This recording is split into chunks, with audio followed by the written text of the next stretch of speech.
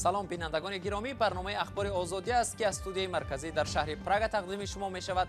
امروز جمعه 12 فوریه، عبدالله اشرف هستم همراهتان. حالا توجه کنید به سرخط خبرهای برنامه روز. وزیر تندرستی میگوید در تاجیکستان کرونا ویروس نیست. آیا با اصرار وزیر شبهه ها از بین می رود؟ امروزها تمام مراجعاتی که در اتاق‌های رنگین در کابینت‌های کیته می‌شوند یگان حالت تصدیق‌یابی بیماری نیست. در دوشنبه بعدی صدمه‌ای که باعث هلاکت 3 نفر شد، مایور میلیسا بازداشت شده است. حکومت چین پخش برنامه‌های بخش جهانی تلویزیون BBC را در قلمروش منع کرد. وزیر تندرستی تاجیکستان امروز در شهر دوشنبه با تاکید گفت که در تاجیکستان دوام 1 ماه و 2 هفته اخیر هیچ یک حالت گرفتاری اهالی با کرونا ویروس به قید گرفته نشده است. جمال الدین عبدالله‌زاده گفت دلیل این حرف‌های مقامات نتیجه‌های منفی تست در آزمایشگاه‌ها و هم سنجش رنتگن.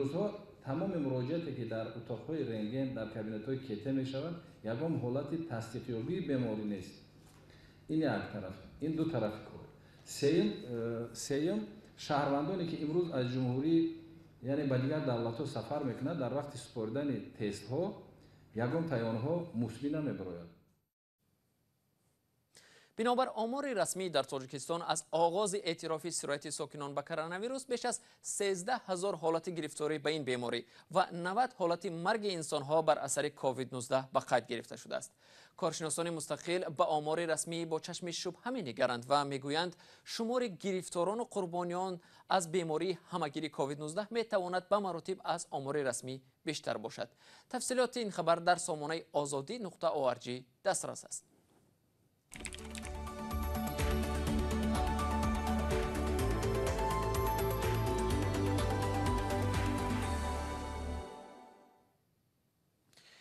شب گذشته در نتیجه برخورد 2 ماشین در شهر دوشنبه 3 نفر مسافران جوان یکی از ماشین ها به هلاکت رسیدند.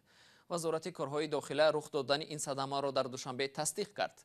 راننده ماشین تویوتا که گفته می شود خود مایور میلیسا است، سرعت را بلند کرده به سمت مقابل راه می براید و به ماشین آپل برمیخورد. در نتیجه 3 مسافر آپل به هلاکت رسیدند.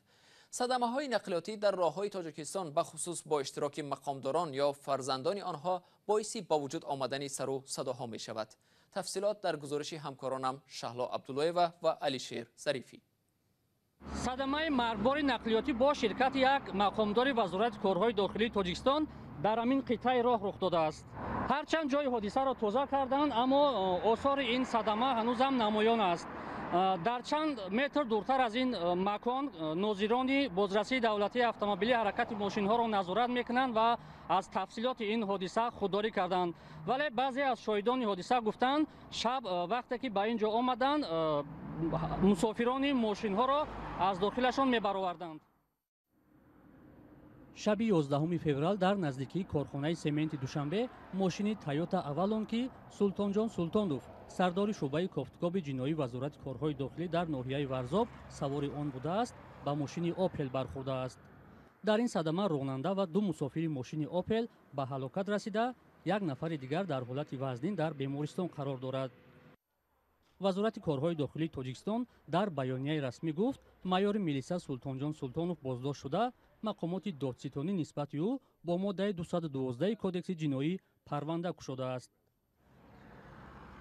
صدمه های نقلیاتی با اشتراک مقامداران یا فرزندان آنها در گذشته نیز بارها رخ داده است. ماه اکتبر سال گذشته بهرام عظمتوف مسئول بخش تقسیم رقم‌های دولتی برای واسطه‌های نقلیات در ولایت سوخت که در یک صدمه مرگبار گناهکار دانسته میشد از مقامش برکنار شد.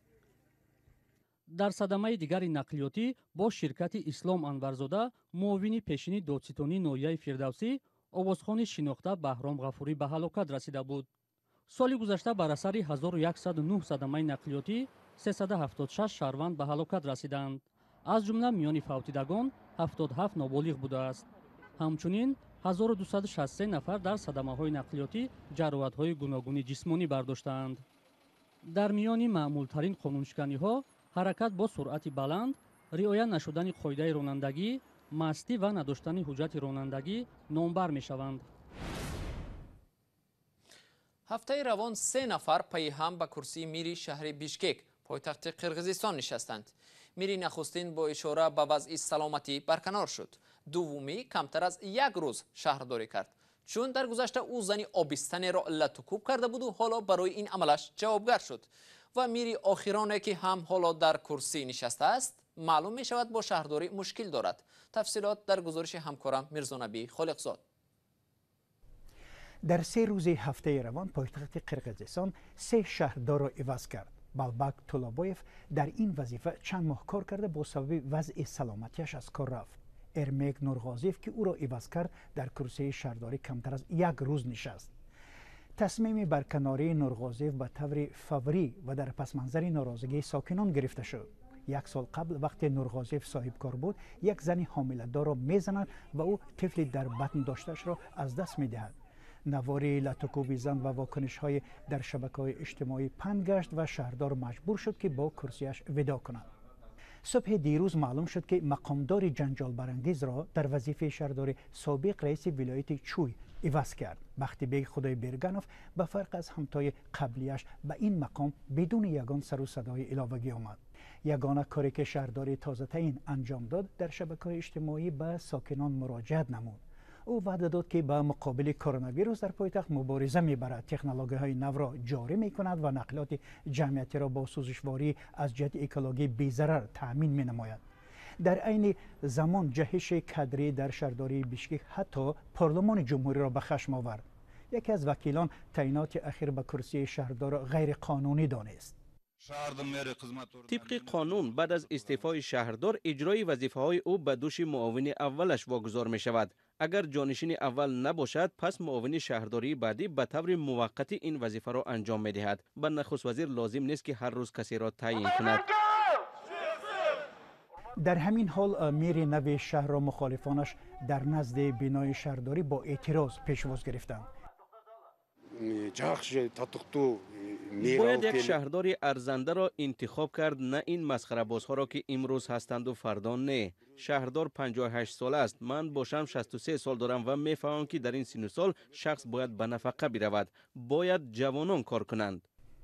همزمان اعتراضگران درباره جنجال کهنه با اشتراک میرینو یادآور شدند. خانواده رئیس شهر یک قسم زمین کسی دیگر را غصب کرده خانه ساخته است. تمام این مدت در بحث با خدای برگانم شهرداری نیز شرکت داشته است. حالا برمیاد که شهرداری رهبری خود را به دادگاه میکشد. تشکر از همکارمان میرزانبی خالقزاد و بیننده ارجمند. برنامه را با خبری از تحولات چین ادامه میدهیم.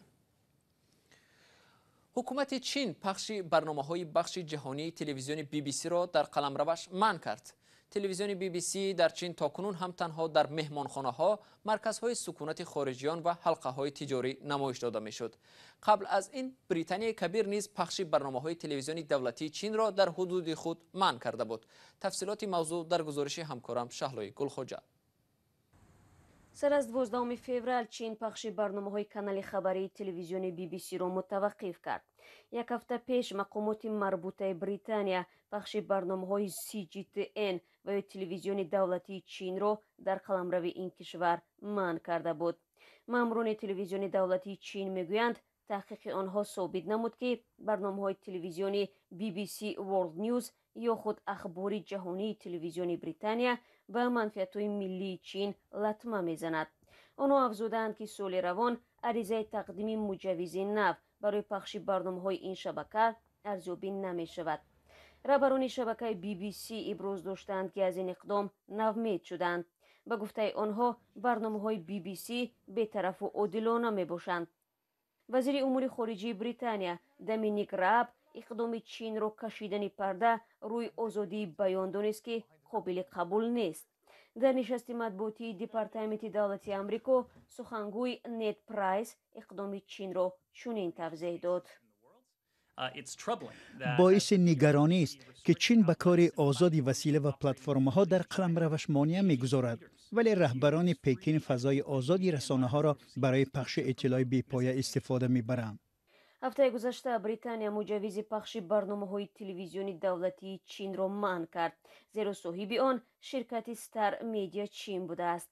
چین این اقدام را همچون عملی سیاسی تنقید کرده وعده داده بود که چاره‌های مناسبی جوابی می‌اندیشد. چرا تاجیکان در روسیه یکدیگر را فریب می‌دهند؟ با همین سوال مهاجران فریب خورده تقریبا هر روز به رادیو آزادی مراجعت می‌کنند. شکایت‌ها بیشتر از میانه‌روهای تاجیک است که مهاجران را با وعده کار و مزد زیاد به روسیه می‌برند و بعداً دست خالی می‌گذارند.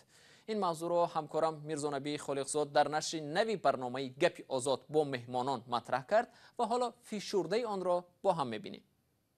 چرا سبب چی است؟ چرا این از کجا این ناباوری حاصل شده است؟ از کجا؟ با مردم خودمون باور نمیکنند. درست است. ببینید جناب امینوف، اینکه بختاور جمعیف گفتن که مردم یعنی شهروندان تاجیکستان باور ندارن یعنی با کنسولگری ها و جمعیت ها دیاسپورا ها، نظر شما چی است؟ شما به این حرفای جمعیف راضی هستید؟ من در بسیاری گفته‌ها راضی نیستم، چون که اگر ارگانیزات باوری نداشته باشد بی باوری زندگی کردن مشکل است. بیننده ارجمند، شکل کامل این برنامه گپ آزاد را صبح فردا 13 فوریه در سامانه رادیو آزادی و صحیفه آزادی ویدیو در یوتیوب تماشا کنید. در تاجیکستان مقامات از بروش غیرقانونی جنگل نگرانند. آژانسی جنگل در تاجیکستان میگوید در یک سال گذشته صدها مورد بریدن درختان جنگل را آشکار کرده ساکنان را جریمه بسته است. ساکنان میگویند بنابر سردی زمستان و قطع شدن نیروی برق آنها مجبورند برای گرم کردن خانه‌هایشان هیزم پیدا کنند. کارشناسان محیط زیست میگویند محوشوی جنگل ها عاقبت‌های ناگوار دارد، از جمله به بیابانشوی زمین ها و به هوا خیستن چنگ و غبار باعث می شود. شهلا عبدالله و موضوع را ادامه می دهد. آژانسی جنگلی نزد حکومت تاجیکستان در یک سال بیش از 1600 حالت نقض قانون در این ساحه را آشکار کرده است که نزدیک 50% به بریش غیر قانونی درختان راست می‌آید. ساکنان در بعضی از محله‌های تاجیکستان گفتند سردی زمستان و قطع نیروی برق آنها را مجبور ساخته است برای جمع‌آوری هیزم دست به بریش درخت زنند. نابودسازی درختان به خاطر سوزشواری بارها از زبان مقامات صدا داده است، ولی این مشکل تا هنوز حل خود را نیافته است. از مقدار عمومی قانون ویرانکنی‌ها آشکار گردیده 793 عدد و مبلغ 339,800 سومانی و بروش غیر قانونی 276 عدد و مبلغ 171,000 و چارونی خودسرانه 238 عدد و مبلغ 63,600 و جمع‌آوری خودسرانه گیاهی خوردنی باب و شفا بخش و 164 عدد و مبلغ 32,400 سومانی و دیگر نمود قانون ویرانکنی‌های جنگل راست می‌آید. مقامات میگویند برای پیشگیری از بریش درخت در برابر چاره‌های مأموری میان ساکنان کارهای فهماندهی نیز میگذرانند. نوبسته از پیشبرد کارهای فهماندهی و متاسفانه این حالت‌ها جای دارد.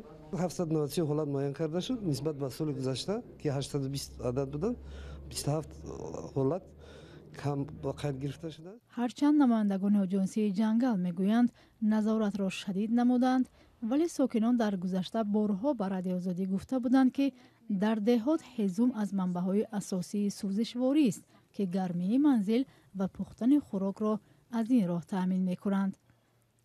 در تاجیکستان حالا بیش از 1,300,000 گکتار جنگل باقی مانده است و مقامات میگویند برای برقرارسازی جنگلزارها و جلوگیری از نیست‌شوی آن بی‌طرف نیستند.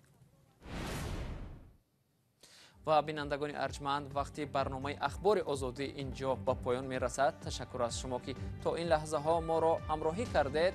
اخبار و گزارش های دیگر را در سامانه رادیو آزادی www.azadi.org می توانید مطالعه کنید و در صحیفه آزادی ویدیو در شبکه اجتماعی یوتیوب ببینید. روزهای استراحت خوش داشته باشید تا برنامه های بعدی. خدا نگهداری هر یک شما.